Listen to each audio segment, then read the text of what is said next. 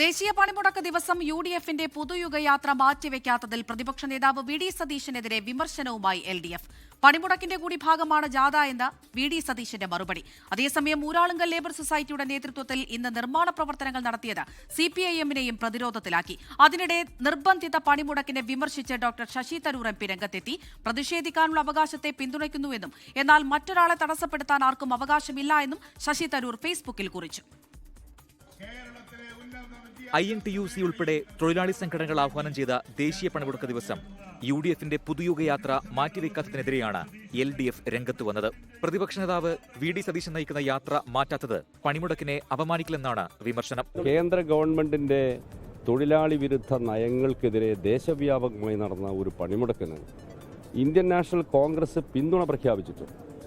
ആ പണിമുടക്ക് ദിവസം രാഷ്ട്രീയമായി UDF ഒരു ജാഥ പ്രതിപക്ഷ നേതാവിൻ്റെയും UDF നേതാക്കളുടെ നേതൃത്വത്തിൽ നടക്കുന്നത് ഈ പണിമുടക്കിനെ അപമാനിക്കലാണ്.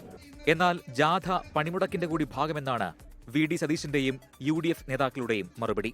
ഏത് കാര്യത്തിലാണ് ഈ സമരം ദേശീയ പണിമുടക്ക് നടത്തുന്നത്, അതിന്റെ കാരണം കൂടി എന്തിനാണ്, ഏത് കോസിന് വേണ്ടിയാണ് നടത്തുന്നതെന്ന് ഈ ജാഥയിൽ പ്രചരണം കൂടി നടത്തും. അതിനുള്ള ഒരു അവസരം കൂടിയല്ലേ. ഇടതുപക്ഷ സംഘടനകൾ വേറെയും UDF വേറെയും നിൽക്കുന്ന കേരളത്തിന്റെ ഒരു രാഷ്ട്രീയ സാഹചര്യം കൊണ്ടാണ്.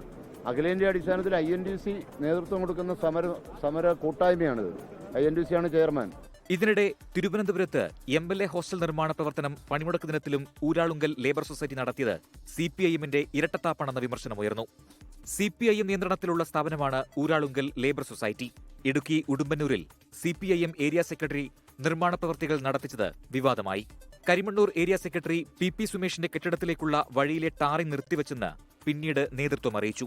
News desk 24. ലോകത്തെവിടെയായാലും ഏത് സമയത്തും 24 വാർത്തകളും ഓഗ്മെന്റഡ് റിയാലിറ്റി പാക്കേജുകളും എക്സ്പ്ലെയിനറുകളും വിശദമായി കാണാൻ ഞങ്ങളുടെ YouTube ചാനൽ നിങ്ങൾക്ക് സബ്സ്ക്രൈബ് ചെയ്യാം.